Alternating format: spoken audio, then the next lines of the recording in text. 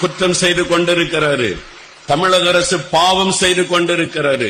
மக்களை பாவம் செய்ய தூண்டுகிறது என்று ஒரு ஜட்ஜி அவர் தீர்ப்பு கூறியிருக்கிறார். இதுதான் உண்மை. ஒரு கவர்மெண்ட் விசாரணை வியாபாரம் பண்ணி 47% ஆண்களை குடிகாரனாய் மாற்றி இருக்கிறது இந்த அரசாங்கம். இது ஒரு பயங்கரமான பாவம், மக்களுக்கு செய்கிற துரோகம். அதனால குடும்பங்கள் பாழாகிறது.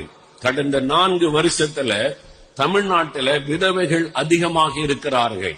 ஒரு கணக்கெடுப்பு, விதவைகள் அதிகமாக இருக்கிறாங்க. ஏன் என்று கேட்டால் குடித்து குடித்து குடித்து ஆண்கள் செத்து கொண்டிருக்கிறாங்க.